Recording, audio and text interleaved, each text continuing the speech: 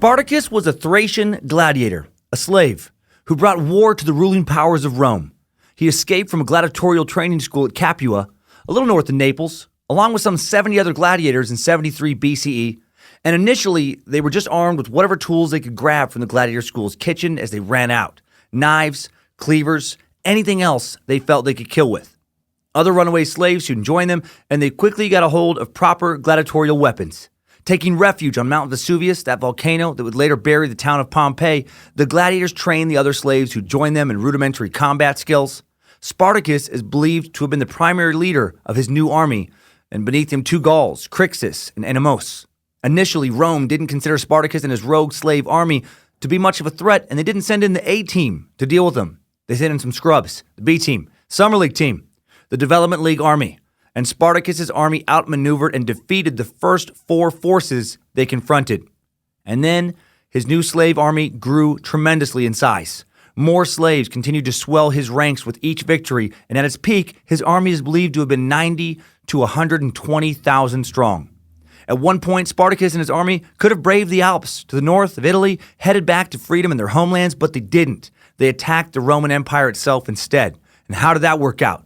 Well, you're going to have to listen to find out. Time to learn not only about the life and bloody times of Spartacus, but also about the history of Roman gladiatorial combat. Today, on an equal parts testosterone and history on my Signal Unleash Hell edition of Timesuck. You're listening to Timesuck.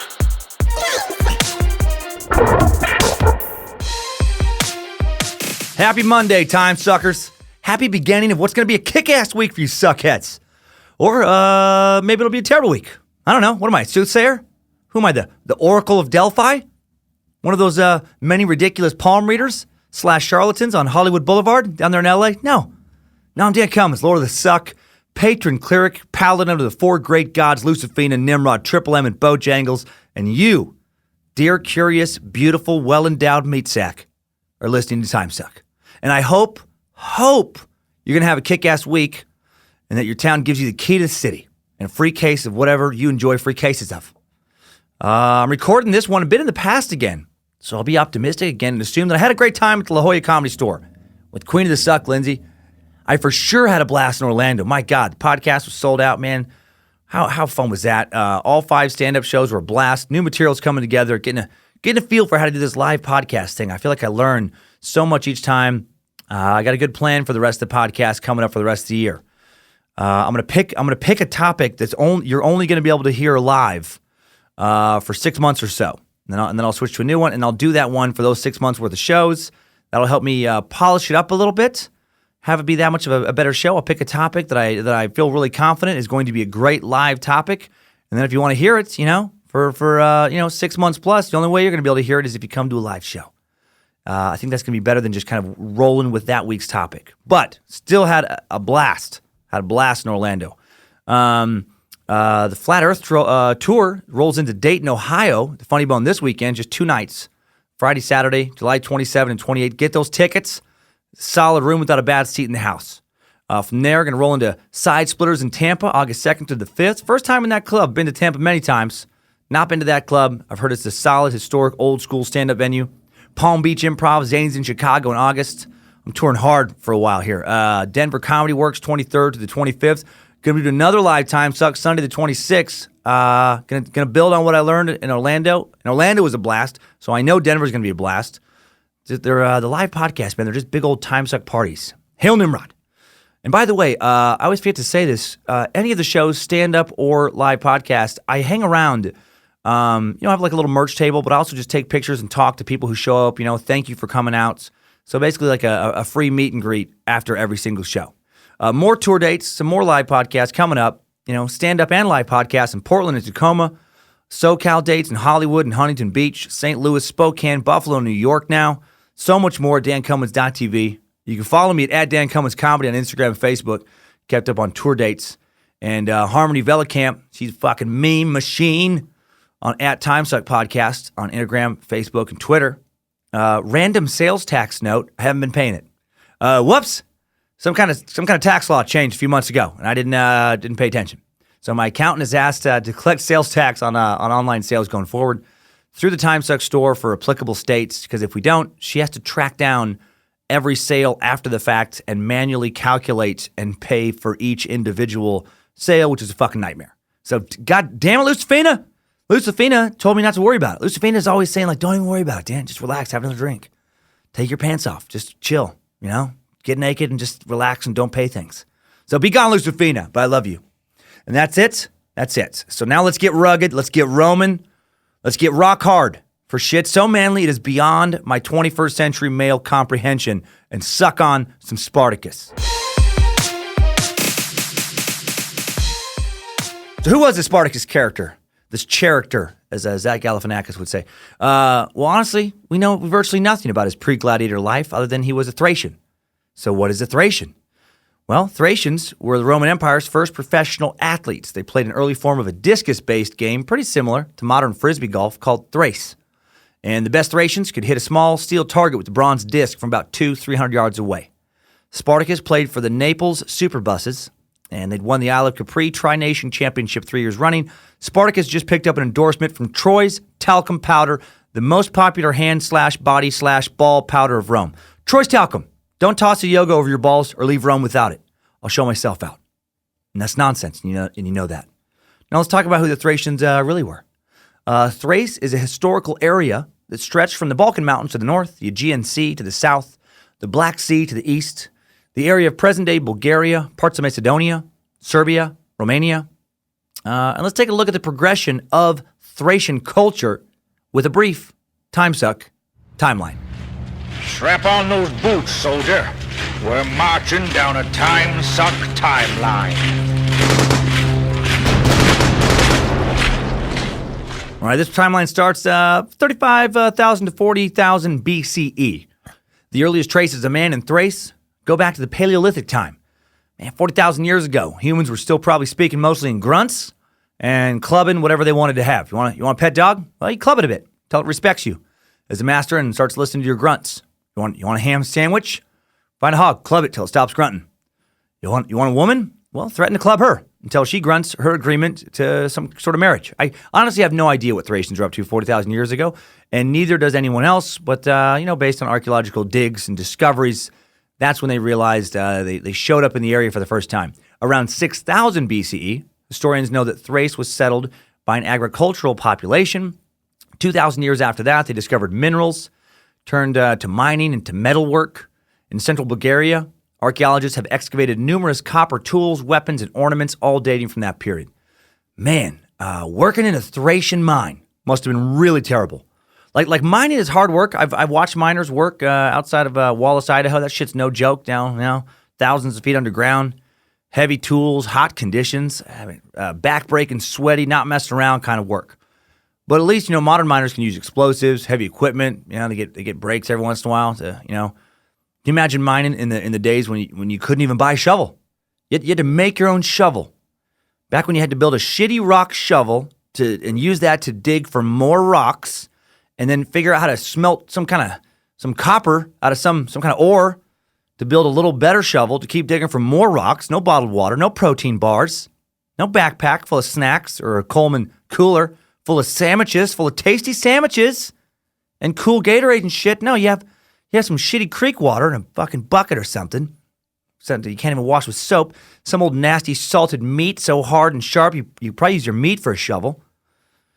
Eat whatever fruit or vegetable is in season, but not too much because you get the runs, which has to be extra bad if you're in a mine. Now you're shitting where you're digging. Other miners are annoyed. The mine shaft smells worse than ever, worse than the dried meat.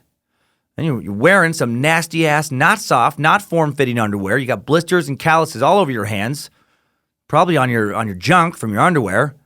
You're using that stupid rock copper shovel you hate so much. Odds are if you were a slave, if you were mining, so you probably don't get to have a bath when the workday's over. It's terrible. And you thought working that swing shift at Target was terrible. Well, at least you get AC and popcorn, right? Maybe even some benefits. By 3000 BCE, Thrace's metalsmiths were working in gold, probably panned from rivers, were crafting rings, bracelets, plaques, other adornments that were among the earliest gold objects to come out of any place in Europe. The actual first mention of the Thracians is in Homer's Iliad. The Thracians are listed as allies of Troy. Then around 700 BCE, they started colonizing the Greeks, colonizing portions of Thrace, and by 600 BC, a line of Greek cities had been established in Thrace, which led to active trade between the Greeks and the barbarians, as Greek called everyone that was not part of their culture. At this point, Thracians still lived in tribal organizations, usually as farmers, hunters, or fishermen. Then around 450 BCE, the ancient Greek historian Herodotus, contemporary of Socrates, visited Thrace and wrote about him. He said that they smelled weird and they had too many nipples, and he was out. No, he didn't say that. He said he wrote that the Thracians believed in immortality, had curious sexual and marital customs. He said Thracian men had several wives, and check this out. He said that if the husband died, or like when the husband died, the wives would then compete over who had been his favorite wife, and the winner of the competition gained the privilege of being immediately killed and placed by his side, like placed in his tomb by his corpse. She got to sleep next to him underground. These burial mounds, by the way, have been found all over Thrace. A lot of them in modern day Bulgaria. Containing chambers that were carefully built, decorated with precious objects to serve the deceased in the afterlife. In some cases, two wives, were found buried with their husband, so maybe their competition ended in a tie. I wonder how many women threw that competition in order to stay alive. And it's, oh man, you totally won the race. What are the odds that I would get a Charlie horse like at the last second, right before the finish line, and then you, not thinking you were going to win, then you stumble and you so lucky that you got to win. You were always his favorite. Man, what I would give for another chance at winning my own immediate execution so that I could be stabbed to death. But you're the winner, so you get the spear to the heart. Man, yeah, and that is kind of how they died. One ancient Thracian burial chamber archaeologist found the bodies of a young couple, the woman with a knife through her breast, and in an outer, a second woman transfixed by a spear. So, you'd think you could maybe score a less violent death if you were the favorite wife, if you were the winner. Maybe some kind of ancient sleeping pill overdose, instead of a spear or knife. That sounds unnecessarily brutal. According to Herodotus, Thracians wore foxskin caps, tunics, long cloaks over the tunics, animal skin boots. So that's a fucking odd look. They carried javelins, light shields, short daggers. I wish you could have drawn a picture of that foxskin cap situation. I keep picturing in my mind some sort of Gladiator, Davy Crockett mashup, which makes it hard to take them seriously. I can't take a man in a coonskin cap seriously today. I feel like there was a brief window in history when you could take a man in a coonskin cap seriously. Maybe like a 10, 20-year kind of window. I think even like by the late 1800s, you'd be like, come on, dude. I get it. You're proud of building your fucking cabin, but take off the goddamn cap. Definitely not today. Definitely not today. Like, can you imagine if someone recommended a financial planner to you and you show up to their office and they're wearing a coonskin cap? The degree doesn't matter at that point. I don't care if they have a financial degree from both Harvard and Yale. I'm not trusting my financial future to some, man or woman wearing a coonskin cap, especially if they seem bummed out. I don't know why my mind went there. But if you are going to wear a coonskin cap, I feel like you got to be really upbeat. You got to be happy. Then maybe you can kind of pull it off if you're like the eccentric, happy person. You're still a fucking weirdo that people don't totally trust. But better than a sad sack of shit in a coonskin hat. That's unbearable. Somebody with tears in their eyes and a coonskin cap on their head, that's not going to be a fun conversation. Anyway, I'm getting real distracted. The shield was a crescent-shaped shield the Thracians had. It's made of like a wicker covered with a hide called a pelta. The men who carried it were peltists. Makes sense. These troops were extremely mobile, excellent for guerrilla-type combat, the exact opposite of how the Greeks fought. The Greeks used slow-moving hoplites. Hoplites were Greek spear and shield-carrying soldiers who fought primarily in a phalanx formation, like a rectangular group of rows of hoplites. Each row locking shields side by side, the first few rows sticking their spears out over the first row of shields. Picture the Spartans in the 300, Tonight we dine in hell, right? Those guys. The phalanx moved as a unit. Shield and spear wall advancing towards the enemy at a walking pace. But this formation was only really effective when you were fighting on like a flat space or if the opposing army was also fighting in a similar formation. It didn't work against the chaotic, coming from all directions, hit and run attacks that the Thracian peltists kind of specialized in battle. So they like had this whole system out, and they're like advance, and they're like marching, and then all of a sudden they're like, shit, these fucking guys are just kind of swarming us. They're running around us. That's not working well for our straight line formation. They're just goddamn. They're getting us from the side. They're kidney shotting us. They're kidney stabbing us. So the Greeks started hiring them as mercenaries to join their ranks. Fight fire with fire, fight Thracians with Thracians. Hail Nimrod. And they were able to do that. Thracian culture kind of changed over the time to become mercenaries, moved away from its agricultural roots into a warrior culture. Young Thracian men dreaming of putting a sword in their hand instead of a plow. And if you're wondering why they would fight each other, well, they shared a culture but not a kingdom. They weren't unified under one ruler at all. Many different rulers, different little warlords and chieftains. Herodotus also mentioned the Thracians had some interesting cultural characteristics, like a habit of selling their children into slavery. That's how it's written in numerous sources. The Thracians had a habit of selling their children into slavery. As far as habits go, that's a terrible one. Just, hey, Clavicus, are you still smoking? Yeah, it's a hard habit to break. How about you, Menalocletus? Are you still selling your kids into slavery? Yeah, I thought I was done. I hadn't sold a kid into slavery into probably 2 years. But then my new wife, Big Breasticus, had twins last month, and wouldn't you know it, I got drunk. I had too much wine, and I sold one. She's still pretty upset. She wishes I would at least haggled a bit more over the price of the twin. The most accurate translation I could find from Herodotus is that the Thracians sell their children and let their maidens commerce with whatever men they please. Oh, nice. That whole whatever men they please thing comes from the Thracian religion not caring about virginity. They were a lot more relaxed sexually than other cultures and later cultures. I guess the Romans would be pretty relaxed as well than later. It was acceptable for young, unmarried Thracian women to kind of bang whoever they pleased as long as those people weren't married, as long as they weren't married. So hail Lucifina. Lucifina loved the Thracians. I'm pretty sure she was one of their gods. Thracian ladies slanging and banging, just enjoying that slang and banging life. Herodotus also alluded to the Thracians being the most powerful people of the known Greek world, or that they would have been if they had just, unified. In time, their nobles did grow quite wealthy and became quite fond of gold. Some 50 years ago, the owner of a farm in northern Bulgaria stumbled upon a hoard that belonged to one of these Thracian chieftains, a collection of solid gold bowls, cups, lids, some 3-part vessel, had an aggregate weight of more than 27 pounds of pure gold. One bowl alone weighs nearly 9 pounds. A bowl made of somebody eating some old fucking oatmeal, some ancient soup out of a 9-pound gold bowl.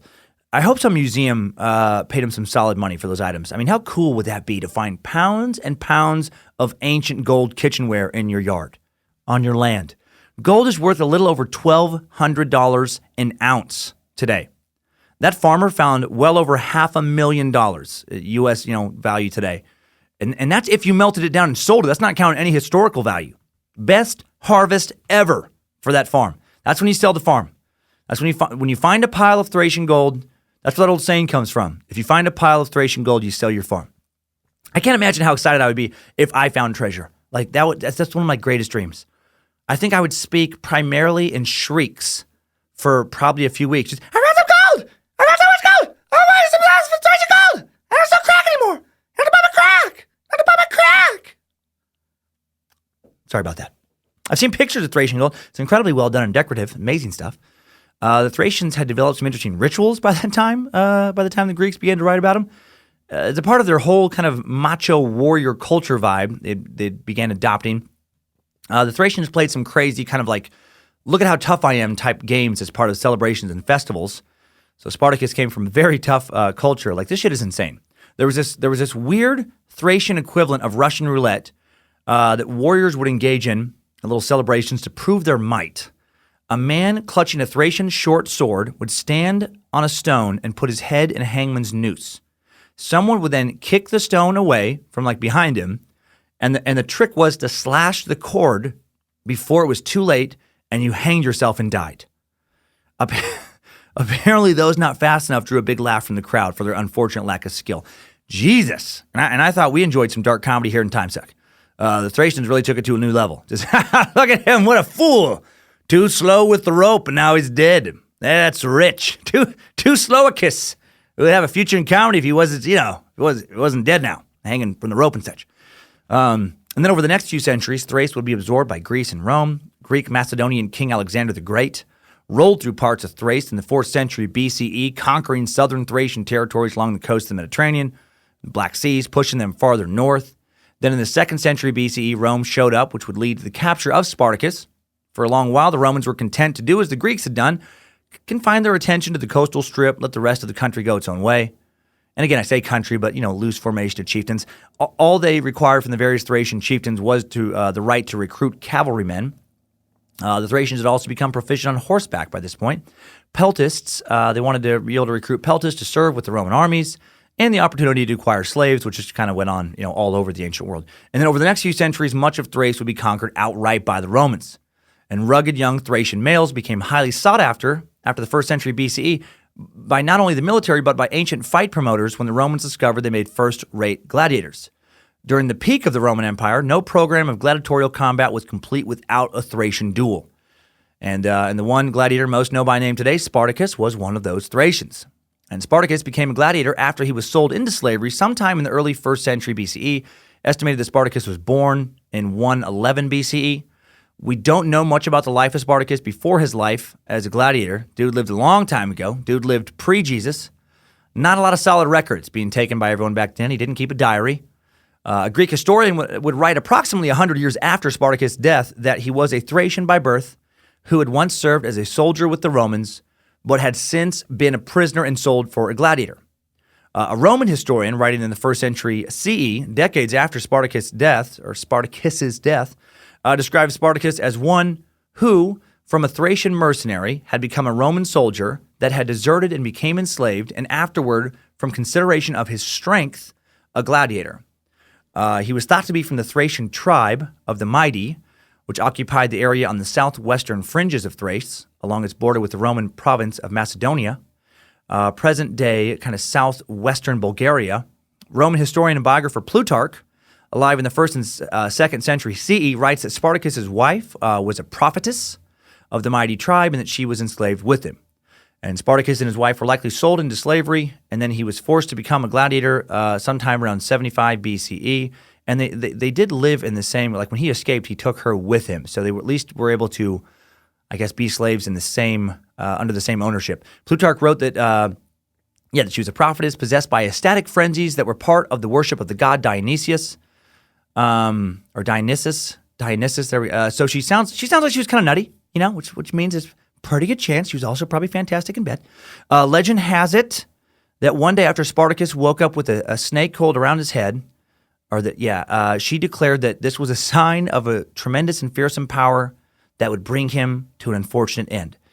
So that's the ideal prediction you want your lady to make. She was the rare psychic, I guess, who was willing to tell people bad news. That's a weird. I mean, that's a weird. I've never understood like negative predictions. Most psychics, I feel like, kind of keep it positive, which I get. Probably bad for business if you're telling negative stuff. But yeah, why would you tell somebody it's like, hey, good news, you're gonna lead something important. Bad news, you'll die in the end. So, I don't know. Who knows if that happened or not. In 73 BCE, Spartacus was among a group of gladiators plotting an escape from his gladiatorial school in Capua, roughly 25. Some sources I saw when I did MapQuest said 25 miles. Other descriptions I found said 16 miles. So maybe 16 miles from the suburbs, 25 miles from downtown or something. Anyway, a little bit north of Naples, Italy. And now we're going to really dig into what it meant to be a gladiator in Rome and and what was happening in Rome at this time as we hop out of this Timesuck timeline. Good job, soldier. You made it back.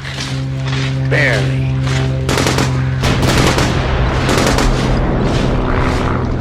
So what was going on with the Roman, Republic in the age of Spartacus, which is, 111 BCE to 71 BCE? Well, Spartacus he lived just before the age of the famed Roman military general Julius Caesar.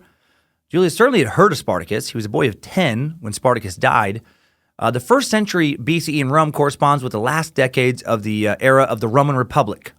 That period of classical Roman civilization that began with the overthrow of the Roman monarchy, traditionally dated to 509 BCE, ending in 27 BCE, when the Republic gave way to the Roman Empire. when Rome would be ruled once again by one man, now called an emperor instead of a king.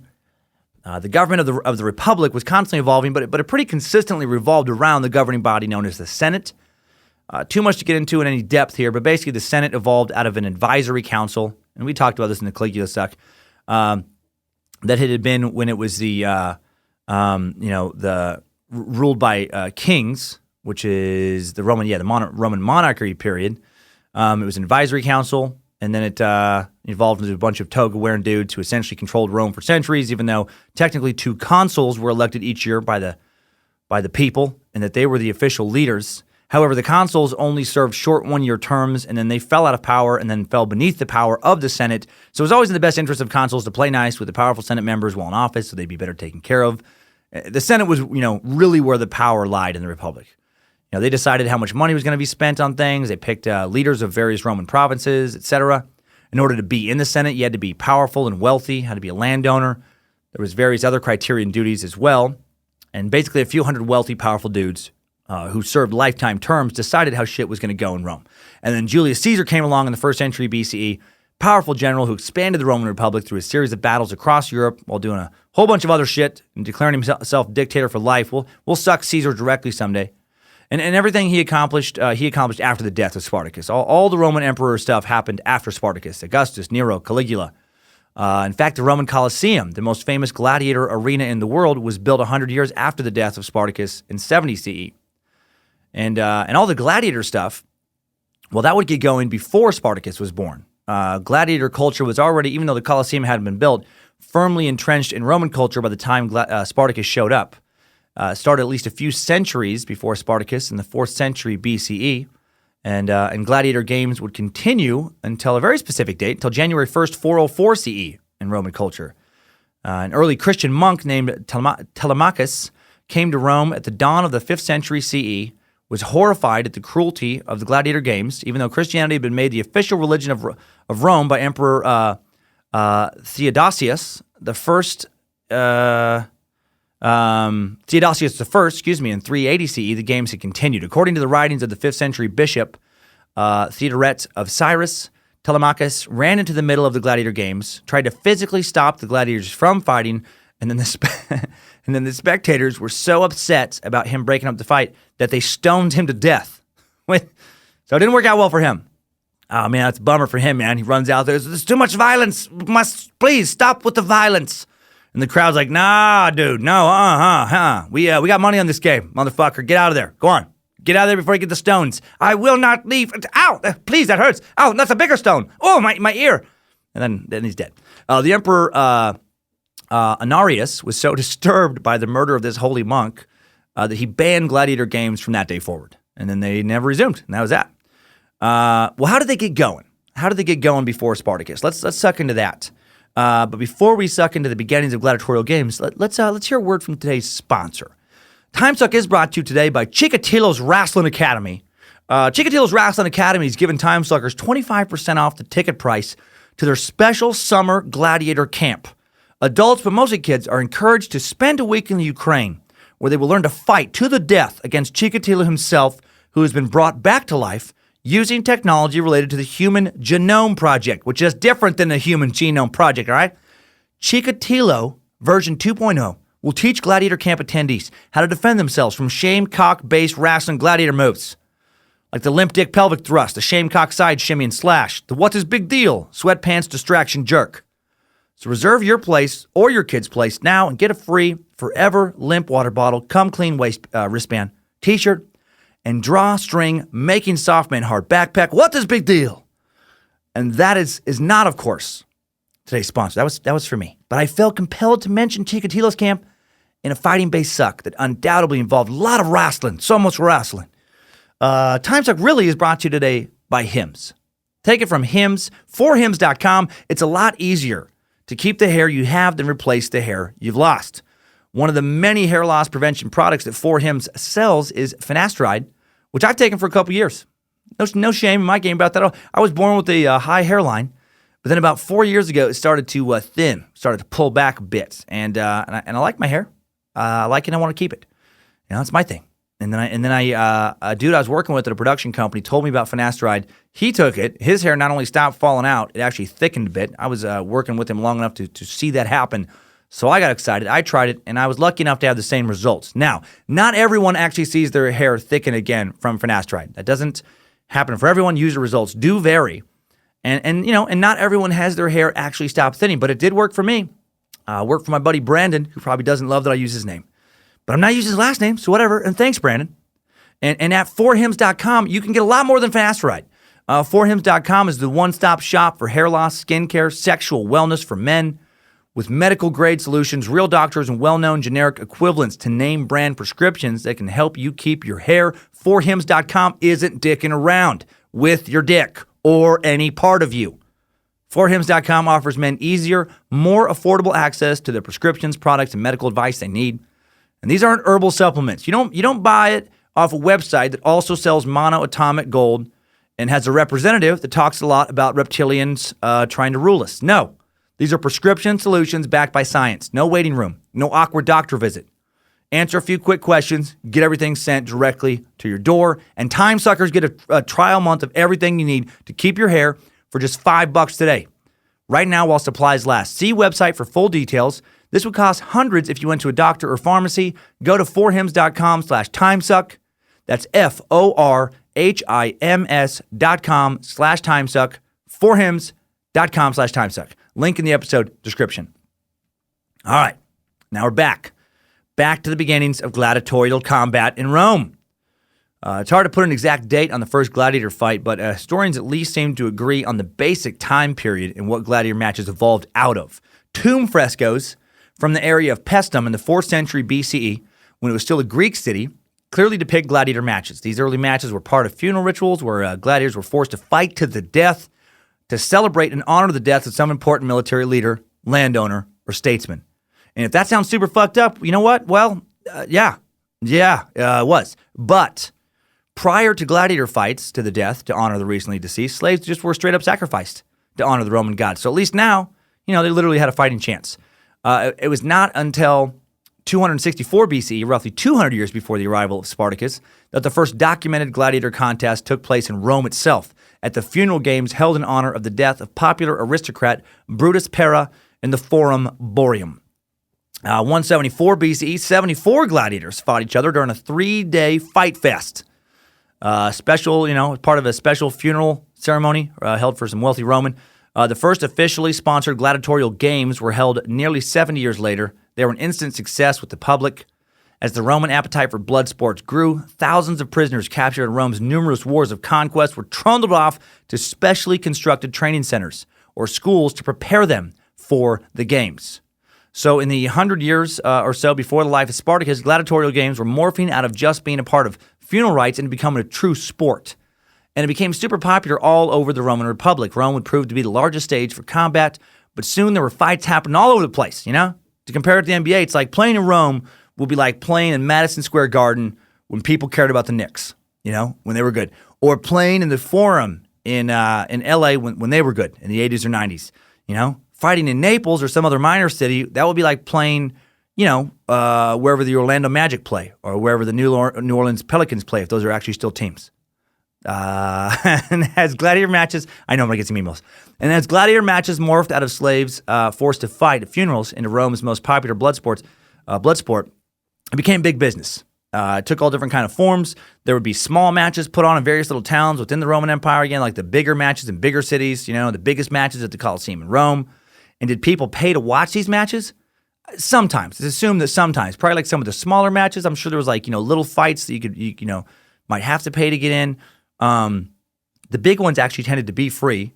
And there's going to be a lot of sometimes and maybe answers about gladiators because we don't know all of the details, and it happened over a long period of time, and things changed substantially, and we just don't have the answers of how and when things kind of changed exactly.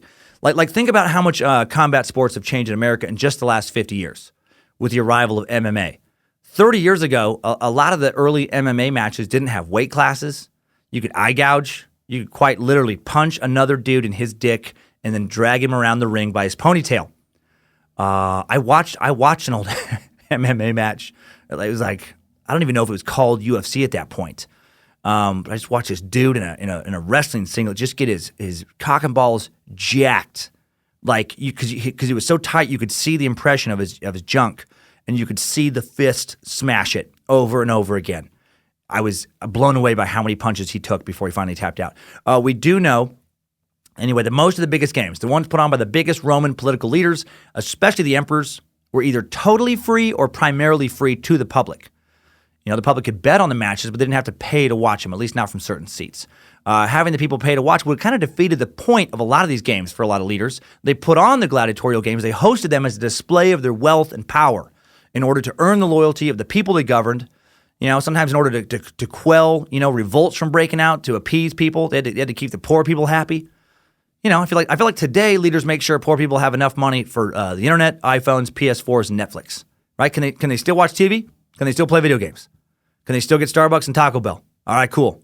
As long as they can post on Instagram and play free games online, they're probably not going to revolt. Back in Rome, gladiator matches, right? They're pissed about not getting enough grain to feel properly nourished. They're sick of losing so many sons in various Roman battles to acquire new territory. They're irritated about rampant disease burning through the city. They're talking about revolting. All right.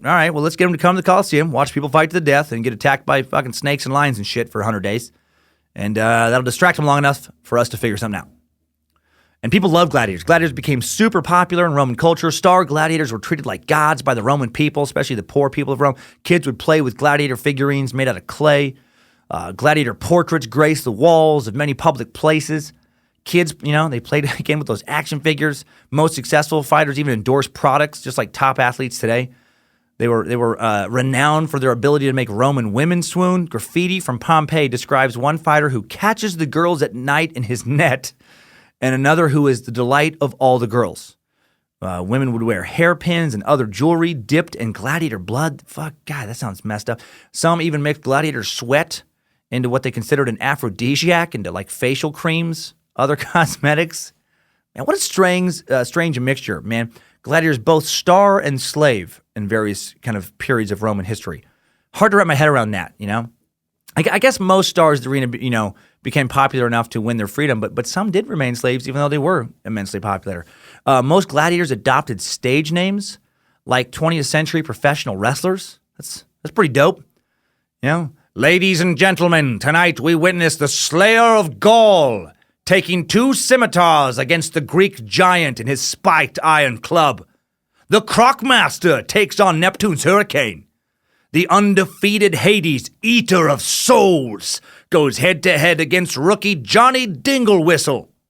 Yeah, probably some of the names weren't, good or intimidating.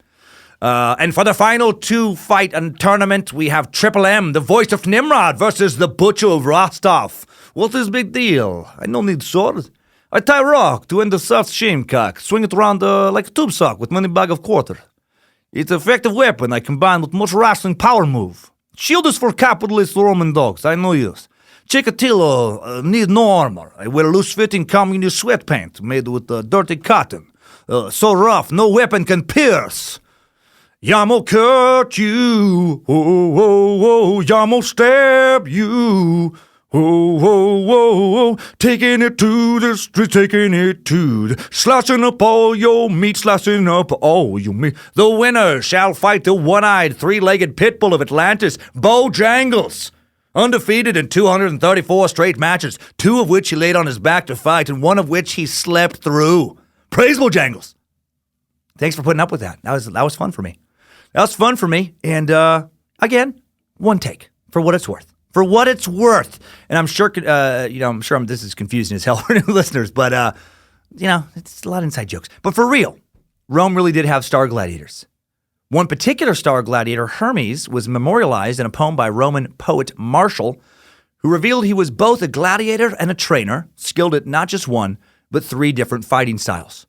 He dominated other fighters with the long spear, the trident, that's especially badass to me, and with his own helmet. God dang, man. Bashing fools with his own helmet.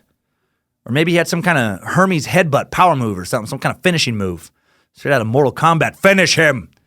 So great was Hermes that he made a fortune for ticket scalpers. According to historian Nigel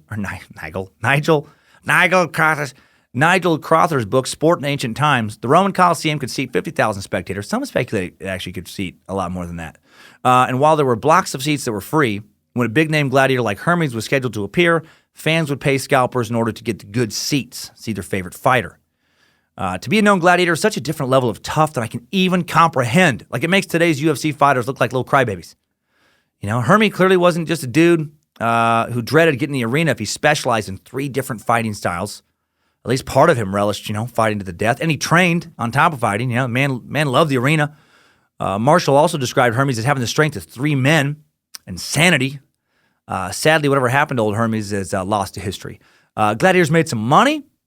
Gladiators received money for victories. If someone owned them, which was fairly often, they didn't get to keep it. It went to their gladiatorial school, the house that housed the gladiators.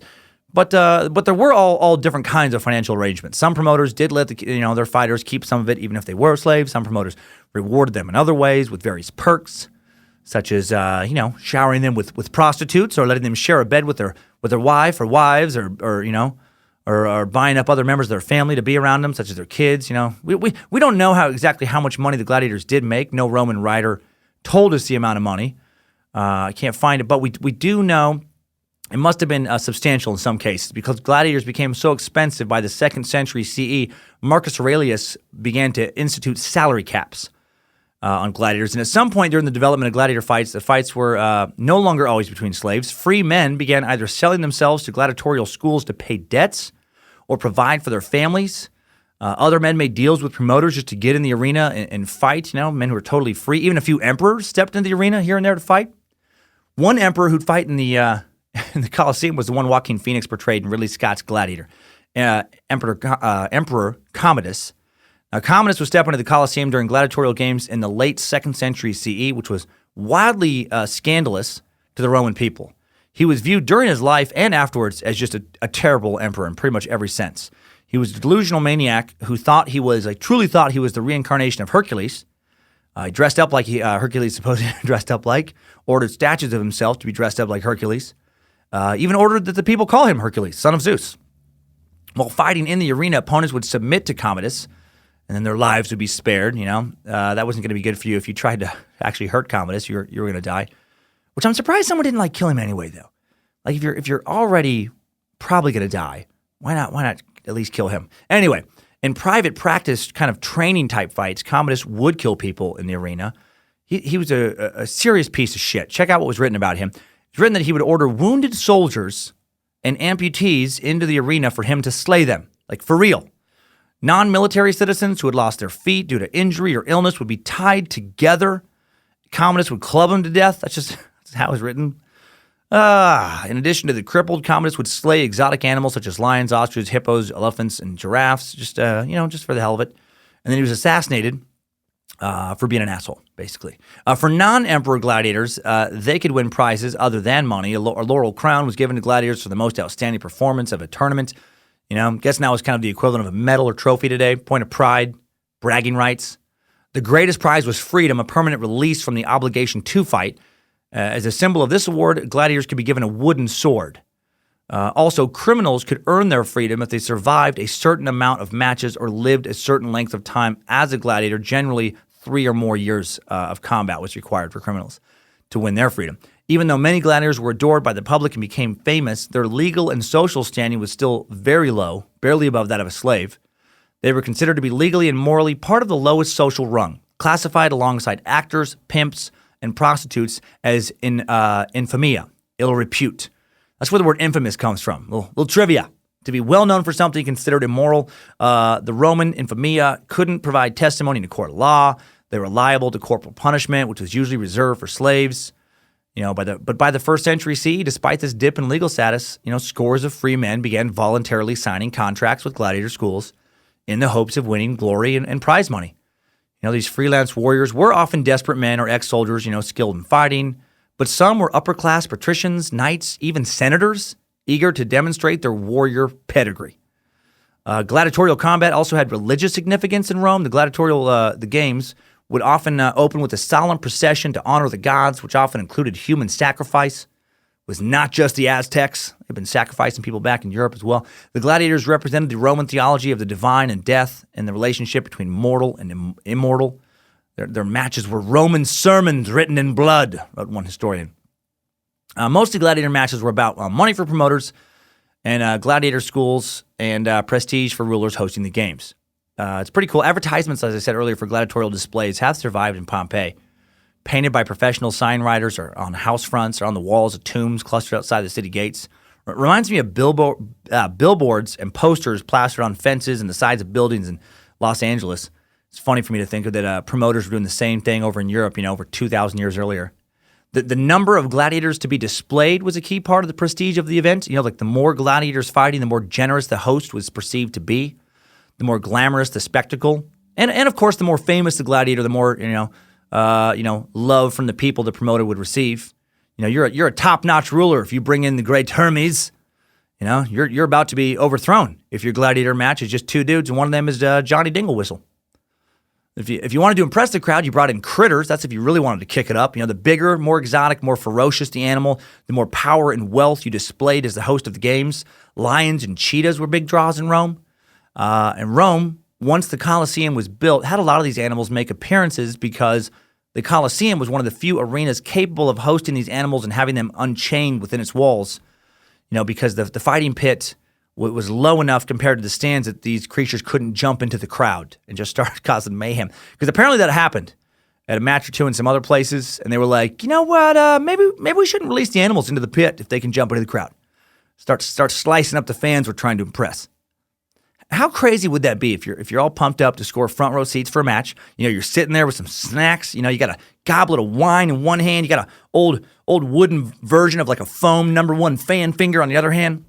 You're having the time of your life, jotting down sketches of all the shit you're seeing since they didn't have cameras. That probably never happened, but that's what I pictured, is someone furiously making little fucking stick figure dudes and stick figure lions so they could show their friends later. Look at this one. This is when the lion bit his head off. Look at that. This picture. Then the lion's suddenly 10 feet from you, and you're like, oh, man, he is really big up close. No wonder he's been kicking ass today. I feel like I could touch him. Then he stares at you, crouches down, prepares to pounce, and your last words are some Latin equivalent like, oh, shit. Bears, bulls, boars were also popular gladiatorial animals. The animals weren't always fought by gladiators. Sometimes they were part of big, elaborate theatrical hunts. Sometimes they fought each other. Scores of unfortunate creatures might be slaughtered in a single exhibition to open up some games. 9,000 animals were slain during a 100-day ceremony to mark the opening of the Colosseum. Another 11,000 were later killed as part of a 123-day festival held by Emperor Trajan in the 2nd century, Trajan, 2nd century CE. That's a lot of animals, man. 90 a day for over 3 months to open the Colosseum. Wild animals also served as a popular form of execution. Certain convicted criminals, sometimes even guilty, or even people just guilty of worshiping the wrong god. Some Christians could just be thrown into the arena unarmed, and then ravenous dogs or lions or whatever be sending after them.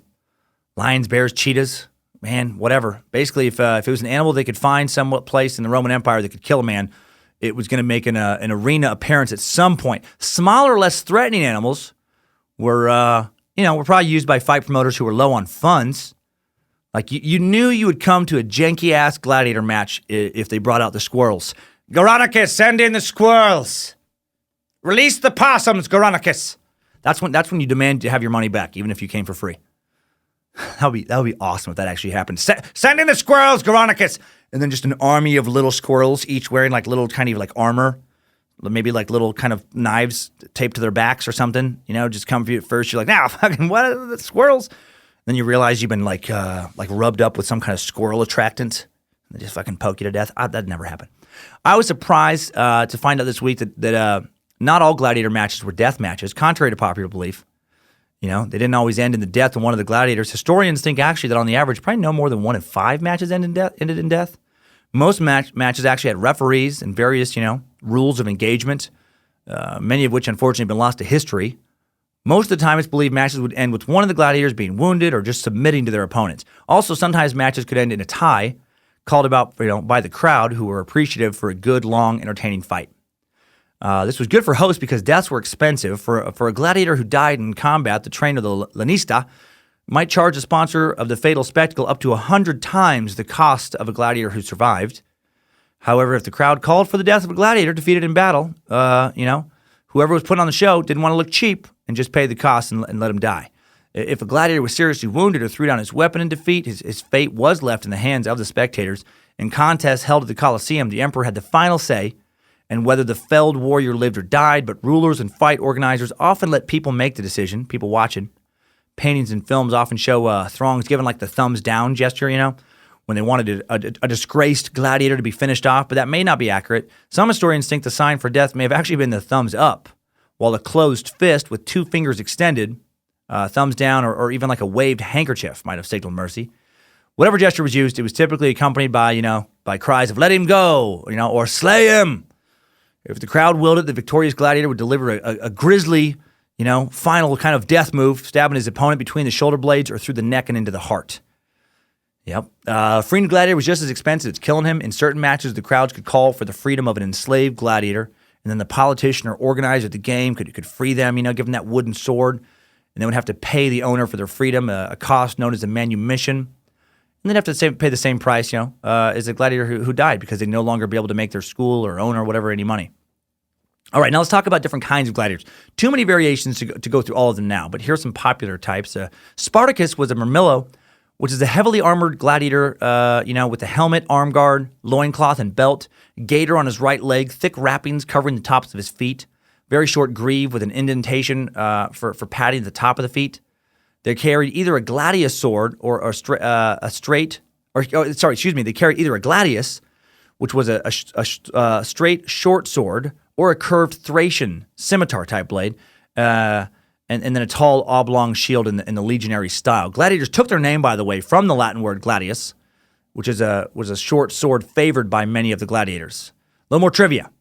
There were the equites, the Latin word for a horseman or cavalryman. Early forms of these gladiators were lightly armed with a sword or a spear. They had some kind of scale armor, a medium-sized cavalry shield, brimmed helmet. Later forms had greaves to protect their legs, piece of plate armor, for the leg between the knee and the ankle, usually composed of front and back pieces, a manica on the right arm, sleeveless belted tunics. Generally, they fought only other equites.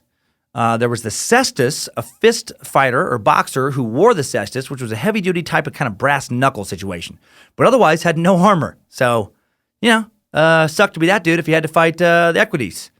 So oh, come on, man. Oh, he gets a horse and armor and a sword, and I get brass knuckles and a fucking diaper. Come on. At least give me a slingshot. At least give me some rocks or some shit. In the late Republican, early Imperial era, there was the provocateur, challenger. Their armor mirrored legionary armor. They would wear a loincloth, belt, long greave on the left leg, manica on the lower right arm, visored helmet without brim or crest. They were the only gladiators protected by a breastplate, fought with a tall rectangular shield, the gladius. Basically, they were some variation of Russell Crowe's character in Gladiator, just, "Oh, you not entertained?" There were the guys who I think were the most badass-looking dudes, the Rotarius, armed with a net, long trident, like that Neptune-looking weapon, a dagger. Their fishing net was strung to the wrist by a thong and designed to ensnare an opponent and draw him into a kind of harpooning range. Man, it sucked to be that guy if you flung out your net and missed your opponent. Then there was the unluckiest of all the gladiators, in my opinion, the bestiari. They had to fight wild animals. That's a tough assignment unless you get the squirrels or the possums. Send out the possums. No one defeats Passus Spartacus, destroyer of possums, annihilator of squirrels and rodents. Also, even though I've been referring to dudes, not all gladiators were men. Did not know that before this week's research. Until the year 200 CE, women were permitted to fight as gladiators and did so. Never see that in many Hollywood depictions, man. Hail Lucifina. Early Ronda Rousey's out there duking it out, slashing it up. These lady warriors were not, though, taken seriously all the time in patriarchal Roman culture. The Emperor Domitian enjoyed pitting women against dwarves. That's fucked up for both the male dwarf and the female gladiator. She has to try and kill someone who is physically disabled to some degree. He has to try and kill a woman, which was looked down upon in patriarchal Roman culture. So some women did fight each other. Woman versus woman made some names for themselves. A marble relief dating to around the 2nd century CE depicts a bout between two women dubbed Amazon and Achillea, whom the inscription says fought to an honorable draw, and women also joined in the arena for the animal hunts. And most of these various types of gladiators learned how to fight in gladiator schools. By the age of Spartacus, there were already a number of gladiator training schools throughout Italy. At such schools, gladiators received training in a variety of weapons, though they usually specialized in one weapon. But diets were carefully observed. A strict exercise regimen was enforced. Discipline and punishment were harsh, unforgiving. The owners of these schools, they made their money by gladiators winning their matches. Estimated there were more than 100 gladiator schools or ludus throughout the empire. New gladiators were formed into troops called Familia Gladiatorium, which were under the overall control of a manager, a lanista, who recruited, arranged for training, made decisions of where and when the gladiators fought. When a new recruit entered one of the gladiator schools, he was assessed by the lanista, a doctor, and the trainers. He'd be checked by a medici, a doctor, for any medical problems and whether he was physically suitable to train as a gladiator, equipped to withstand the rigors of training and combat. And also, I didn't know this before, unattractive men, just physically unattractive men would be discounted. I guess the spectators enjoyed good-looking gladiators. Maybe that brought more women to the matches or something, or more like, I don't know, homosexual men or something would come out if there was good-looking gladiators. What a weird self-esteem blow. Good news, you don't have to fight to the death. Bad news, it's because you're horrifically unattractive. You are too ugly for the arena. So, homelands, you will have to head home. Go on, get out of here. Go on, limp out of here. Training at gladiator schools was no joke. They trained continuously to gain the highest of skill levels in an attempt to win their freedom and fight honorably. I just keep thinking about myself now. I keep thinking about like I had too much of a gut or something. What a bummer that would be in a way. I'm ready to fight. I've thought about it. I'm ready to do it. Well, you got Dan. Your gut's too big, buddy. Sorry. So women don't want to look at that. It's hairy and it's not an attractive shape. So go on, get out of here. Anyway, training in gladiator school is no joke, man. They train continuously to gain the highest skill levels in an attempt to win freedom, fight honorably. They're well fed by Roman standards, receive excellent medical treatment, which is kind of ironic, that they're receiving like the best care, but have to potentially fight to the death. Most gladiators were expected to fight 3 to 5 times a year. And again, sometimes allowed to keep some of the rewards and money. Some of these trained gladiators did join, formal associations called collegia to ensure they were provided with proper burials and that compensation was given to their families when they died. It's like a old gladiator union. And a lot of other details we don't really need to get bogged down with today. I think you get the idea of what gladiators were about. Mostly slaves, some free men. Money was given to some. They got to keep. Some money was given to the winners. Some got to keep it. Promoters had to pay for games. Crowds loved stars. They were still looked down upon in the hierarchy of Roman social status. Now, before we dive back into Spartacus, let's go over some of the most famous gladiators and gladiatorial games in Roman history. Just real quick here. This is pretty awesome info. Everyone associates the Colosseum with gladiators, but animal-on-animal clashes were also popular spectacles.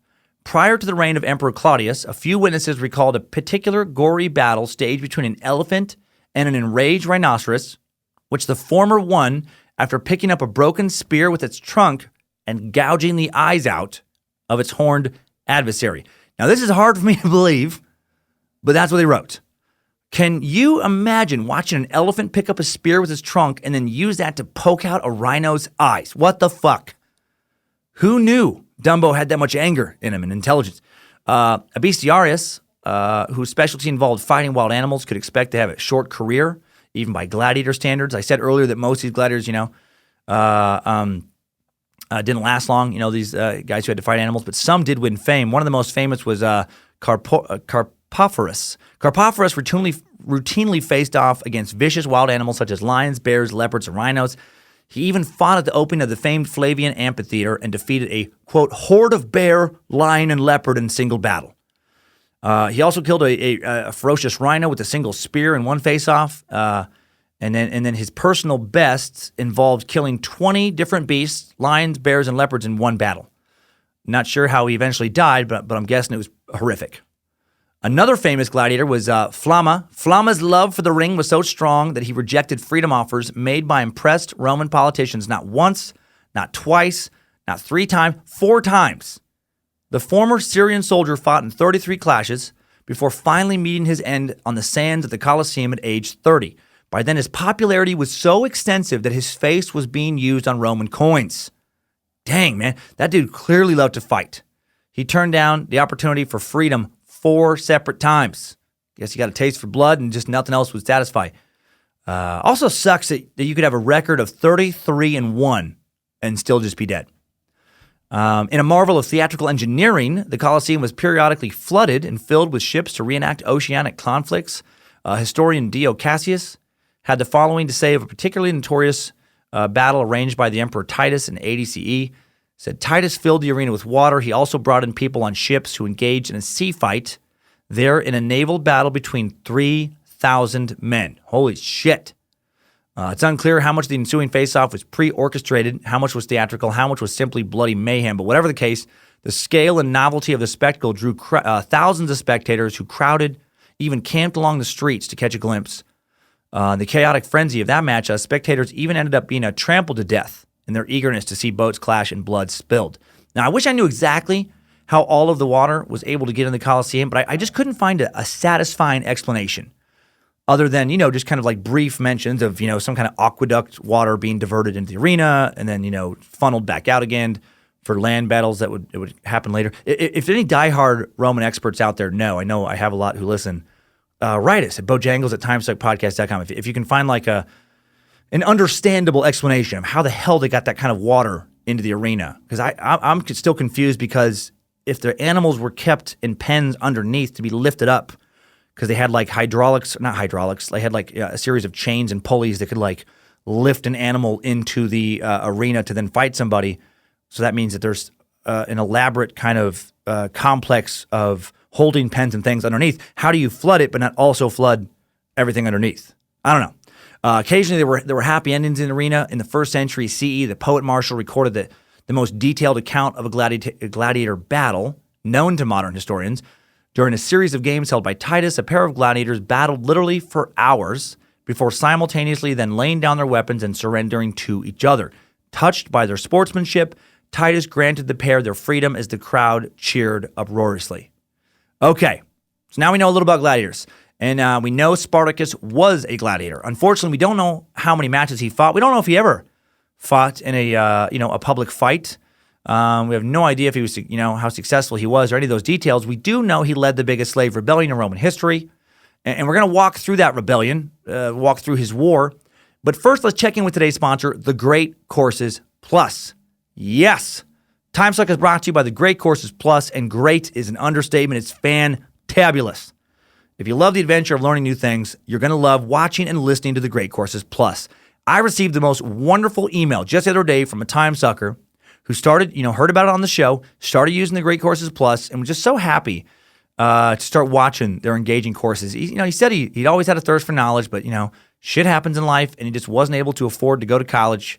And now with Timesuck, and then with The Great Courses Plus, his brain is on steroids. He's got brainroids going on. His brain is rubbing that kind of Barry Bonds, Roger Clemens type cream on itself. The Great Courses Plus lets you explore fascinating topics and learn from award-winning experts about anything that interests you. Ancient history, astronomy, psychology, how to take better photos, so much more. Over 10,000 lectures to stream and more added all the time. Watch or listen anytime with the Great Courses Plus app.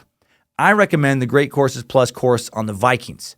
Did you know that to the Vikings, afterlife depended on one's activities in life, right? Women who died in childbirth were considered to have a noble afterlife. Those who died of old age or sickness were seen as despised. They didn't get as much cool stuff in the afterworld. I wish I would have watched that course before I did my Norse God Suck. Lecture number 6 in the Vikings course, taught by Professor Kenneth W. Harl from Tulane University, does speak specifically about the Norse gods. I watched this course and learned that the wives of noble Vikings were also buried with them, just like the Thrace buried a whole ship for the guy who died and then put his wife in it before they threw dirt on him. I love when Dr. Harl says the wives were put on the ship with them a bit reluctantly. They were strangled. Yeah, I bet they were a little bit reluctant to be strangled. Really paints a picture. Again, thank God we live now. We got our own cultural problems, but at least mom isn't getting choked out at dad's funeral and thrown into the grave. It's nice hearing Dr. Hall pronounce all those jacked up Norse names like Yggdrasil, the sacred tree that connects the 9 worlds of Norse mythology. Love hearing him talk about dragons attacking this world tree all the time, you know. He really breaks down a very complex mythology into something understandable in about half an hour. Now, this is the perfect course for you to get started with if you loved our Norse Gods episode. And there's far more courses in this one. Try any of the Great Courses Plus wonderful lectures. And as a time sucker, you get a special limited time offer of a full month of unlimited access for free. To get this free month, you must sign up at thegreatcoursesplus.com/timesuck. That's thegreatcoursesplus.com/timesuck. Get your free month. Link in the episode description. All right, Spartacus. In the year 73 BCE, he's a slave at the gladiatorial school of a Roman owner, Gnaeus Cornelius Lentulus Batius in Capua, just 16 miles north of Naples. Naples, a slave, named Spartacus, he leads this rebellion. God, these fucking names these people had. Spartacus helped organize a breakout that led to more than 70 gladiators escaping armed with knives, cleavers, other makeshift weapons. And again, he escaped with his wife. The rest of the people he escaped with were primarily other gladiators. Spartacus and a small band of escapees acquired gladiator weapons from a passing cart, make their way to Mount Vesuvius. More than a century before it erupted, in Spartacus' time, the mount was actually covered with vines and fertile farmland nearby instead of being buried in ash. Spartacus and his co-leaders, Crixus and Oenamus, raid locals for supplies, recruit more slaves. They travel across the countryside. Initially, Rome doesn't respond to Spartacus' growing, force too seriously. At the time of his breakout, the Republic's military was busy fighting in Spain, Southeast Europe, Crete, and a group of escaped slaves wasn't seen as posing a serious challenge to Roman soldiers. Probably figured they just, they'd run off back to whatever lands they'd taken off from, whatever. Have a nice trip, don't come back. You're not worth the headache. We can get plenty more slaves.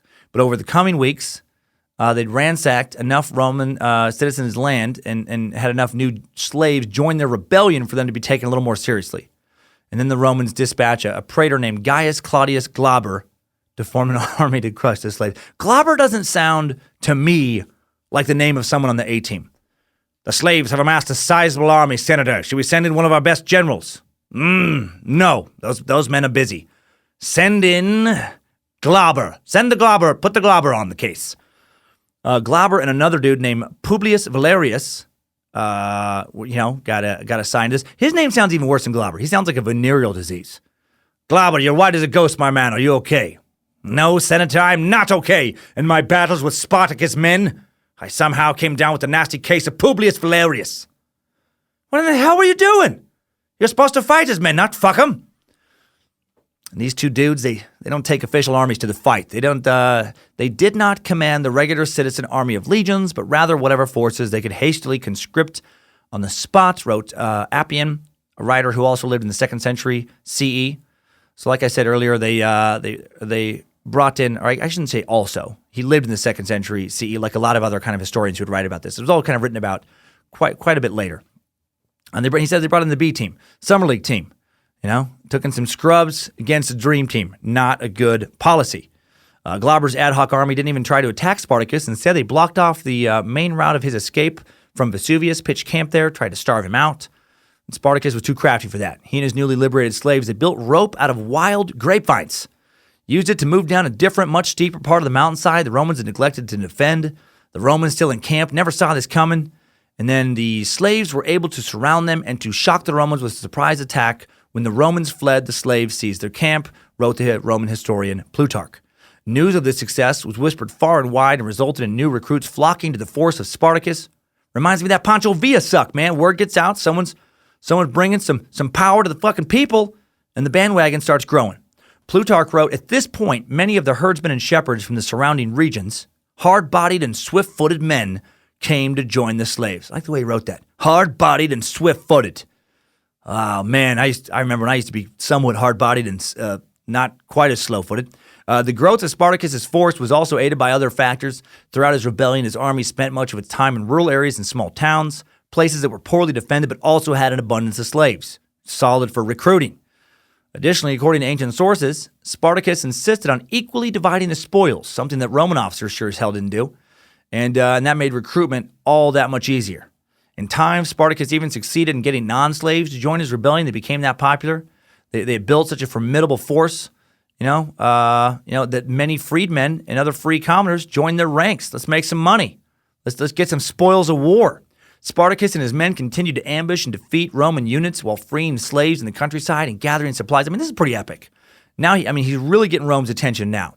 Back in Rome, the Senate sends another army his way, this time a real one, this time led by consuls Lucius Gallius Publicola and Gnaeus Cornelius Lentulus Claudinius. Each man may have commanded 10,000 troops. Both men definitely had super fucked up, way too long Roman names. By the spring of 72 BCE, Spartacus had 40,000 troops, and he decided to head north to the Alps towards Thrace. Time to go home, but some of his army didn't want to do that. They wanted to stay in southern Italy with one of his co-leaders, Crixus. This would be the beginning of his undoing, man. You can't divide up.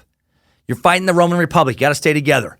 You need every man, says the guy who probably would literally shit himself and hide if he had to fight in any of the battles mentioned in today's suck. The Roman force under Gellius caught up with Crixus, killing him, along with many of the rebels. Gellius then proceeded to advance on Spartacus from the south, while Lentulus, who apparently was ahead of Spartacus, drove in from the north. Now Spartacus is trapped between two armies, both likely equipped with better arms and army than he had, but Spartacus had built up a sizable cavalry force in the preceding months. Again, Thracians were noted horsemen. They were reported to be able to tame even wild horses. Spartacus suddenly rushed at them and engaged them in battle. He surprised them again. They didn't think he was going to do that. He defeated Lentulus's legates, captured all of their supplies, Plutarch writes. Gellius was then either defeated by Spartacus or forced to retreat. We don't know. We don't have the historical record of exactly how that ended. Spartacus had not only escaped the trap, but he mauled the shocked Roman army, allowing his troops to then march to the Alps. After defeating another Roman force, this one led by a Roman governor named Gaius Cassius Longinus, Spartacus's force was now free to climb the Alps and go to Gaul, Thrace, or multiple other areas, not controlled by Rome, starting new life. They got another shot to fucking take off, but again, they don't take it. For reasons lost to history, he turns his force around, heads back to Italy again. Various theories have been proposed for why he did this. The best explanation was already hinted at in ancient sources. It was, I guess, it was Nimrod's will. Hail Nimrod, or maybe Lucifina's, or Jupiter's, or Neptune's, or Dinglehoppers. I don't know. It was somebody's will.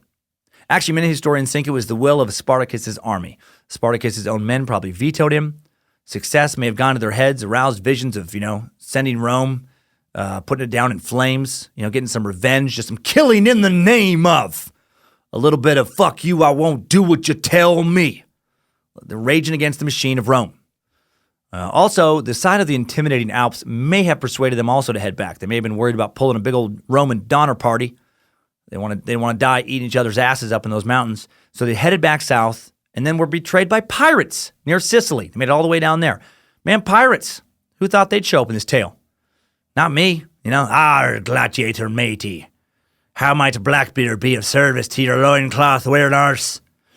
Spartacus and his men made it all the way back down to the Strait of Messina. Again, it's not known why they didn't, why they passed Rome instead of attacking it. Maybe they just didn't feel like they had the force to directly attack it. They made it all the way down to the Strait of Messina, the Mediterranean Sea that separates Sicily from the rest of Italy. Only 2 miles across in some places. Slightly less than 2 miles, actually, but Spartacus couldn't cross it. They reached that strait in the winter of 72, 71 BCE. Spartacus needed 2 things, good boats and good sailors, to be able to land an advance party of his troops across the strait. He turned to a group of Sicilian pirates, as Plutarch called them, to help him out. Some pirates who frequented the area, who were equipped with speedy boats and navigational knowledge, things Spartacus needed to make this crossing. But the pirates had other plans. Although the Sicilians made an agreement with Spartacus and accepted his gifts, they deceived him and sailed away, wrote Plutarch. Whether the pirates had been bribed by Romans or just didn't want to be involved or just felt like taking the money and running is not known. Fucking pirates, man. Making shit hard for people even in the age of Spartacus. They were just like, gladiator matey, you can't handle the sea, eh? Well, for 1 box of gold, we'll take your men across them, and my name isn't Blackbeard. And then Spartacus gave them the gold, and they just left. Foolish gladiator mateys, my name isn't Blackbeard, it's Neptunicus. It's Neptunicus Trickyurus, sea thief. Spartacus ordered his troops to assemble boats of their own. He tried to cross himself. They succeeded in building a number of boats, but they weren't good enough to make it across the strait. So he abandons that plan. His troops are stuck on the Italian mainland 2 damn miles, and he didn't have the seafaring knowledge to pull it off.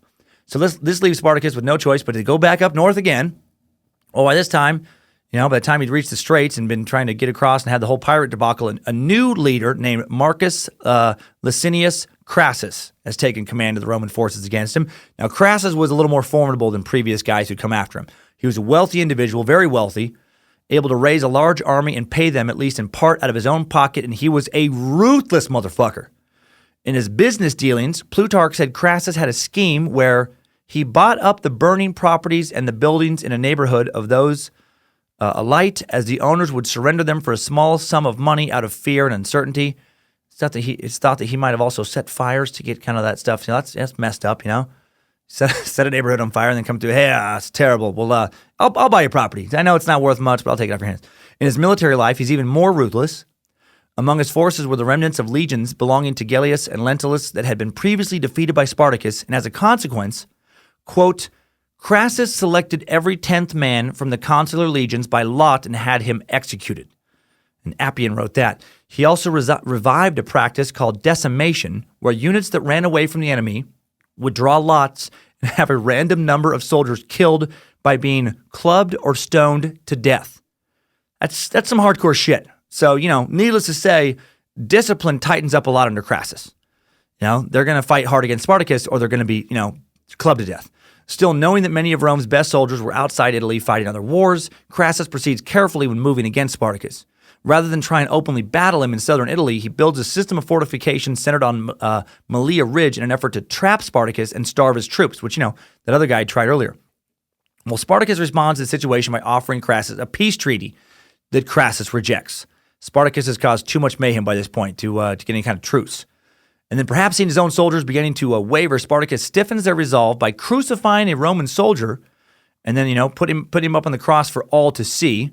It served as a visual demonstration to his own men of what would happen to them if they did not win, wrote Appian. And he would be right here about what would happen to them if they didn't win, as we'll find out here soon.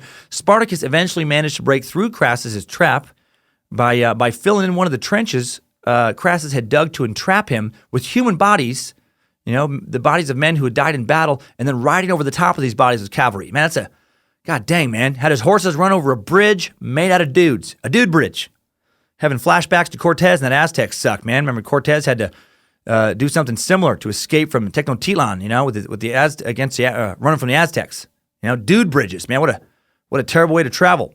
Well, while Spartacus escapes Crassus' trap temporarily, this hurts him overall. Ancient writers say that he loses thousands of soldiers in the breakout attempt.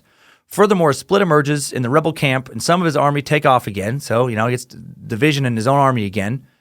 And then also what hurts him is Crassus gets some Roman reinforcements in the spring of 71 BCE. The men who'd split away from his camp are crushed by the Romans, and then those extra Roman forces land in Brundisium, this port, crushing the hope that the rebels had for getting out of Italy by using that port. And then what happens next is hard for historians to explain. Spartacus, I guess, could have tried possibly where he was at to escape via another port. I don't know, maybe those pirates kind of, poisoned the well for him trying to use the sea. Could have tried to escape to another part of Italy. His force wasn't, I guess, completely trapped, and he still had roughly 30,000 troops able to fight, but for reasons lost to history, he decides to attack Crassus. Maybe he was just, that aggressive. Maybe he's like, no, maybe it was pride or something. The final battle took place in April 71 BCE, somewhere in the upper Salaris Valley. Spartacus' strategy appears to have been twofold. He was going to use his cavalry to attack Crassus' archers and missile throwers, while Spartacus would then lead his infantry in an attempt to kill Crassus directly, hoping that his army would fall apart after his death. Well, Crassus built trenches to block Spartacus' cavalry, prompting a wild melee when Spartacus' men jumped in and tried to stop their construction. And then eventually Spartacus lined up his men for battle, and then Crassus lined up his men, and then check this shit out. So now the two armies are lined up for battle, oppose each other, getting ready to have a big epic fight. And then Plutarch wrote that just before this battle, Spartacus gets off his horse and then kills his horse and tells his men if he won the battle, he would have many fine horses that belonged to the enemy. But if he lost, he would have no need of a horse. That is some serious man shit. I have never done anything 1% as manly as that in my entire life. Sometimes I've thought about getting out of my truck in a moment of road rage and punching somebody out in traffic, but I've never done it. I'm sure out of some kind of fear. I've yelled at people a lot, but it's never, really went farther than that other than some childhood, pushing, light punching kind of stuff. Spartacus killed his fucking horse in front of his men, told them they're either going to take the enemy's horses or they're not going to need horses because they're going to be dead. That is some serious, tonight we dine in hell. That's some that kind of shit. Spartacus's cavalry, apparently unable to reach Crassus's missile throwers and archers, undeterred, Spartacus at the head of his troops and on foot leads a charge against Crassus. Spartacus is said to have hacked down 2 centurions in this final attempt, but it was in vain. There's varying accounts about his death, but they all end with him being surrounded and then killed. And then with his death, his army falls apart, and Crassus and other Roman forces hunt down the remaining rebels. Now, the body of Spartacus was apparently never identified, and historians think his final struggle might have left only the badly disfigured body of a soldier dressed in ordinary armor. So it just wouldn't be able to be distinguished from other men. So, I think some people want to have this fantasy that like he escaped. I don't think so. That's very highly, highly, highly unlikely. He's probably just buried in a mass grave with the rest of his troops. And, even if archaeologists find it, they're not going to be able to distinguish this famous commander from any of the other troops because he wasn't wearing anything different than them. While most of his army of slaves were killed in this battle, the remaining army, 6,000 were captured, and then 6,000 were crucified along the Appian Way from Rome to Capua. A reminder to other slaves to never do this again. 6,000 crucifixions. That's a lot of work for somebody. Somebody flipped their shit when they had that order to pull that off. He wants to crucify how many? 6,000. Has he lost his goddamn mind? We don't have that many crosses. We can't build that many crosses. We don't have the nails. We don't have the time. He said, what? He says, hey, have it done by Monday or I will be crucified. Okay. All right. We'll figure something out. There's got to be a good wood or nail guy around here somewhere. Oh, all right. While Spartacus's uprising was ultimately crushed, his memory does live on, more so than the Romans who fought against him or otherwise deposed him. Who today remembers Crassus? Everyone remembers Spartacus. And I have a few more thoughts on Spartacus, but before I share them, let's dig into the thoughts of today's idiots of the internet. Idiots of the internet. Under a video titled The Real Spartacus, a 2001 documentary published by Vortex of Chaos, user Fire Mr. Burn comes in hot with some misinformation saying, ha ha ha, he says he simply came from Thrace, today's Bulgaria, LOL. Thrace is Greek, you idiot. And that's not true. As we learned today, part of Thrace was located in present-day Bulgaria. User Warrior1 knows that and replies pretty aggressively, saying, Fire Mr. Burn, no, you're the idiot, because Thrace is on the border of Bulgaria, Turkey, and Greece. The majority area of ancient Thrace is in Bulgaria. So do your research before coming on here commenting like a fucking fool. Man, Warrior1, not letting him get away with his bad info for 1 second. Coming down hard on Fire Mr. Burn. Fire Mr. Burn then posts, Warrior1, Thrace is Greek, end of story. To which Warrior1 comes back with, Fire Mr. Burn, you're a moron. End of conversation. Just directly. And then what I love is that you then never see Fire Mr. Burn pop up again. So I like to assume that what he did was he did realize he was a moron and then skulked away. He's like, I'm not a fucking moron, Warrior1. Hey, Siri, where was ancient Thrace located? Thrace was located in the area now covered by present-day Bulgaria. God damn it. Shit, I'm a moron. And then he just, went on to some other post thread. User Tubler Jura, I don't know how, this is like a nonsense word he wrote, has an interesting takeaway from watching the Spartacus documentary. Posting, I just love the language here. Romans were defeated because they became lazy perverts. And same will happen with modern Europe. I say it as European. What? Is there some kind of big lazy pervert epidemic in Europe that I'm unaware of? I know we have a lot of European timesuckers who listen. Are you guys just over there being both pervy and lazy? Which is such an odd combo. Just what to contrast that, I guess, from like a non-lazy perv. I would think that a lazy perv would be better for society overall than a motivated perv. That's what you don't want. That's the last kind of perv you want, is an ambitious, motivated perv. Look at this perv we got over here. This is one of our best pervs, like there's some like perv.com company. He's a motivated, hardworking perv. He's out there molesting and harassing 10, 12 hours a day. Doesn't even take off weekends. Just constant boob grabbing and dick tugging. Meanwhile, we can barely get this other lazy perv over here to even look up an occasional skirt. Derek Weinhardt TV makes an even weirder, more random, and creepier comment. He posts, imagine how much rape there was. That's all he posts. Imagine how much rape there was. What? Really? You're going to leave one post under a Spartacus video and a video about like men fighting for freedom, fighting against slavery, men forced to fight other men, oftentimes to the death for public entertainment, and somehow your brain immediately goes to rape. Is that just who you are, just in general? Hey, Derek, what'd you think of the Super Bowl this year? Oh man, I was thinking about how much raping those guys could do if they weren't so focused on football, man. I mean, right? And you were thinking it, man. They could just be like rape machines, couldn't they? Don't you think? Just imagine how much raping probably goes on in the off season. What the fuck are you talking about, Derek? And about 90% of the hundreds of comments just say the same thing. They just say, "I am Spartacus." And today, I am out of today's idiots of the internet. Idiots of the internet. That was a short one, I know. That was a short idiots. But yeah, I just I did it mostly today. I threw that in there just because of those two comments. Just like, where some people's minds go. It's just weird what it says about people, too. Like, I know sometimes it's trolling. I get those comments. I know sometimes it's trolling. But I think sometimes people just reveal their true selves in the comment threads. Like the perv and the rape things, those people, you're fucking perv. If that's where your brain goes just immediately with this stuff. Okay, so that's today's tale. We don't really know much in the way of details of Spartacus' life. He must have been a great military leader and charismatic to get so many men to join him.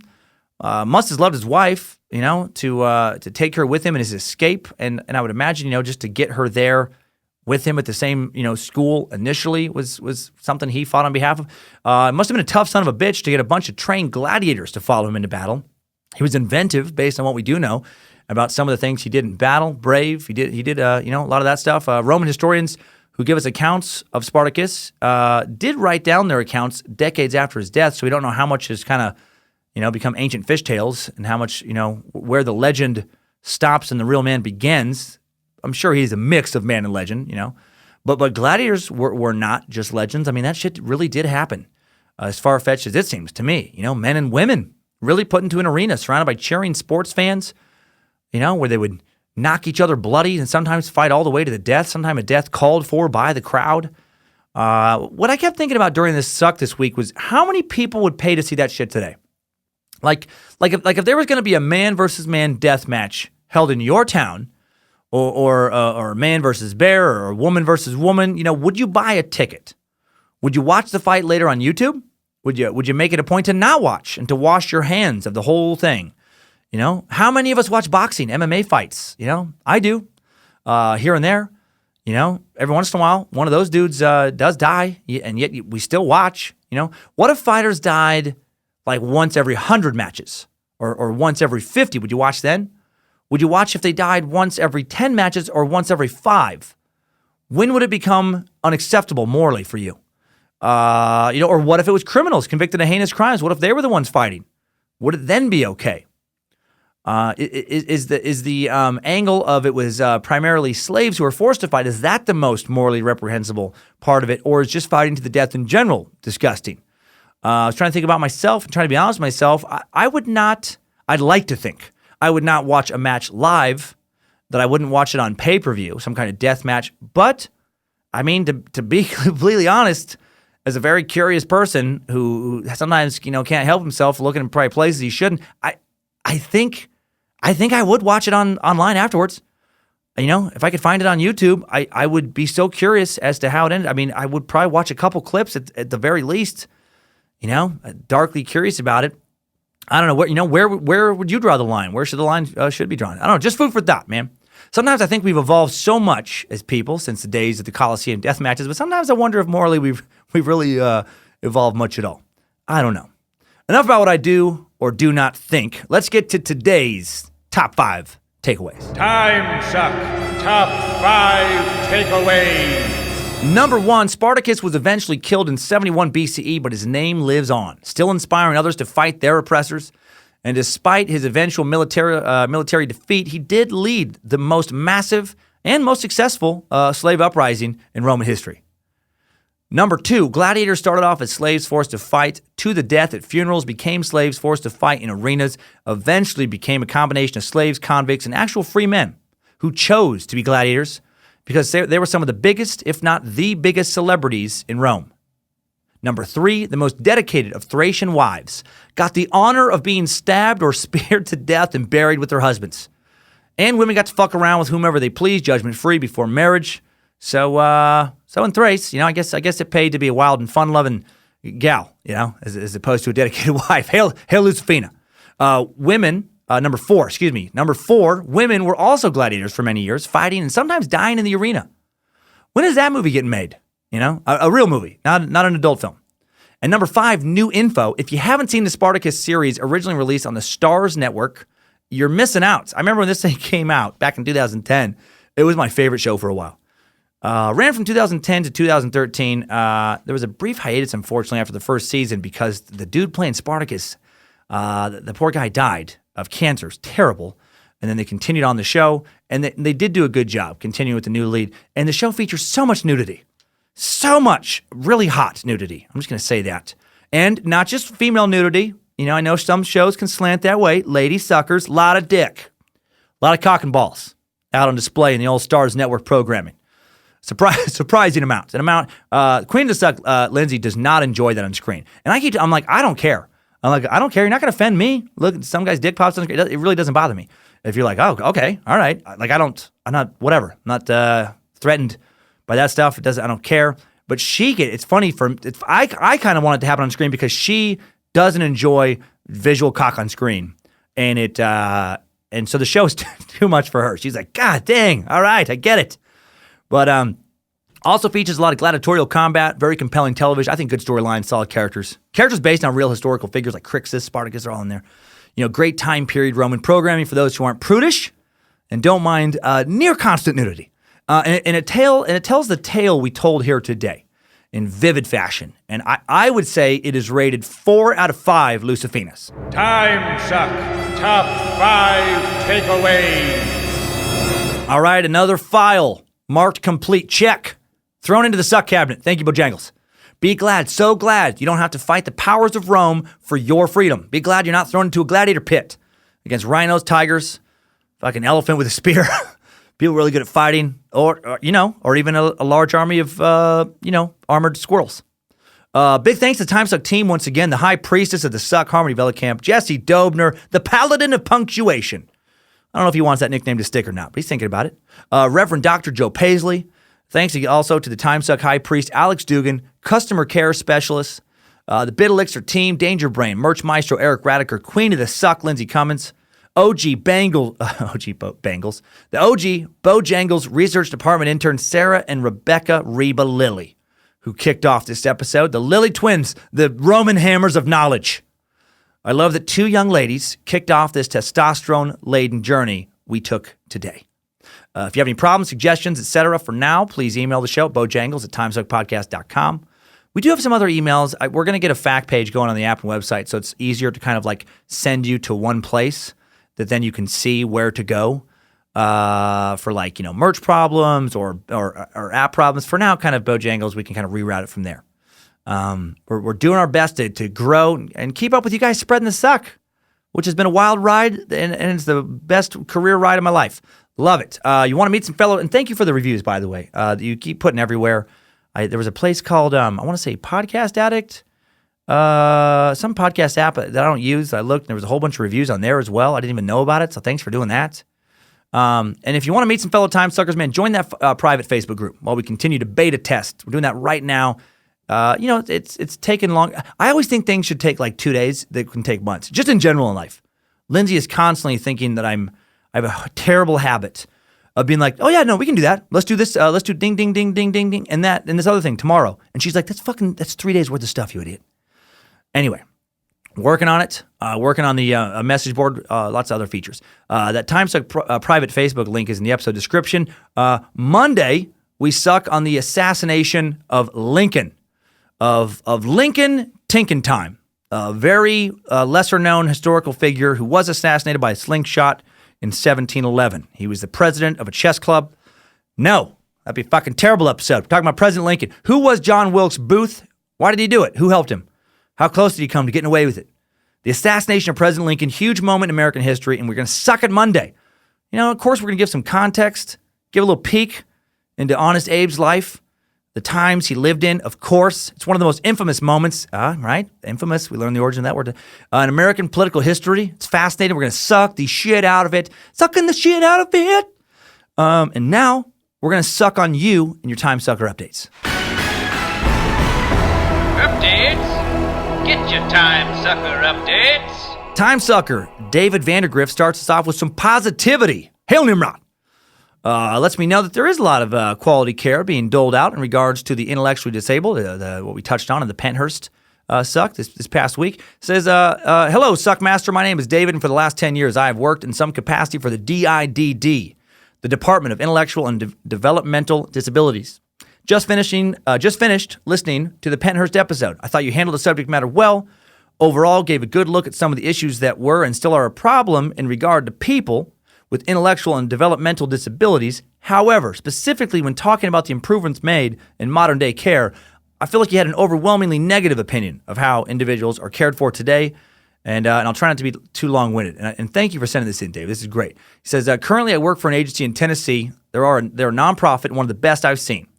I worked for a few different agencies in the last decade. I see firsthand the love and support and time that is put into caring for these people. Currently, I am a behavioral specialist with a focus on community integration. Throughout my career in the field, I've always been a hands-on caregiver in some way.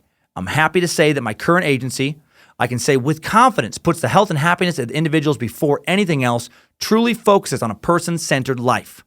Sadly, though, that is not always the case. I have worked for a for-profit agency in the past, and that was where things got swept under the rug, or maybe a course of action was taken that was not entirely right for specific individuals in the interest of the situation being more profitable. However, I don't think that's the norm. The stories you read about from 2016, while obviously horrific and unacceptable, overall, small percentage of the population. I'd like to think that type of thing isn't as common as it seems. I think the negative is much more heavily publicized than the positive. I guess that's the case with everything you see on any kind of media outlet. The individuals cared for in my current agency generally live very happy lives.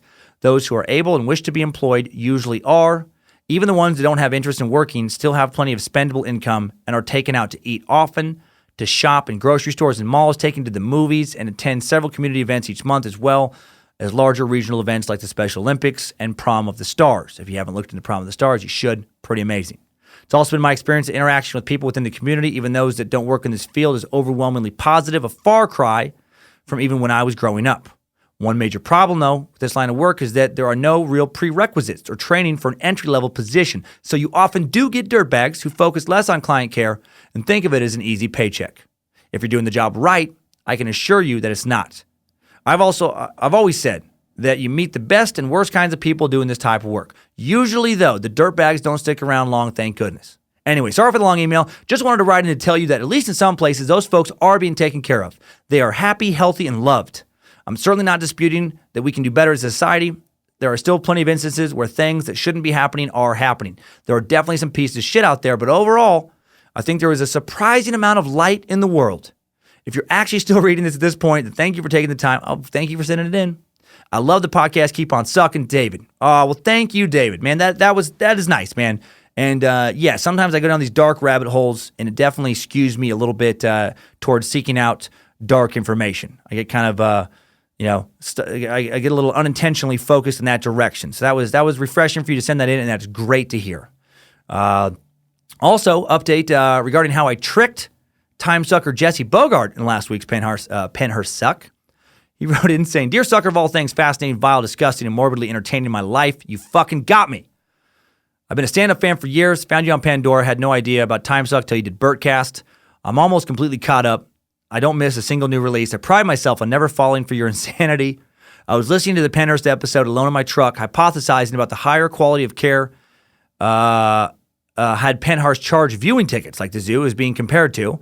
Then you dropped Baldini exposing himself to children on me. I sat in my truck, jaw on the floor. When you came back with the Baldini's weenie bit, I almost had to pull over. I was laughing so hard at my gullibility. Keep up the good work, Sir Suckitude, loyal servant of Lucifina, Jesse Bogart. Thank you, Jesse. I know you guys, oh man, it makes me so happy, which probably says something horrible about me when I trick you guys. It makes me like do the thing when you're so happy. I don't know if you do this, but you tense up and put your hands together like a little, like, I got him! I got him! Just so happy inside. This next one, this really made me laugh, and it was nice to have a good laugh at a very dark subject. This is sent in from Andrew Dupuis. I helped create one of the most embarrassing moments in his life last week. This would embarrass me so much too. Thanks to the Toy Box Killer Suck. Andrew wrote in saying, Dear Lord Master Suckhead, I'm a loyal military space lizard station here at JBR, Alaska, and thank you for your service, and thank you for being a space lizard man so much on both. And Andrew says, was listening to the Toy Box Killer episode on the way to the liquor store. While my phone was in my pocket and while I was holding 2 six-packs and 2 bottles of wine, the episode decided to start playing. Me and other patrons suddenly hear from my pocket at full blast, hey there, bitch, are you comfortable right now? I doubt it. Wrists and ankles chained, gagged. Jesus Christ. Too far from the counter to do anything, we all just listened. Probably one of the most embarrassing moments of my adult life to date. Thanks so much for reading. Hope you share my story with the rest of the community. Oh, I had to. Love you. Keep on sucking. Love you, Andrew. Man, that is fucking hilarious. I would just imagine how do you talk your way out of that?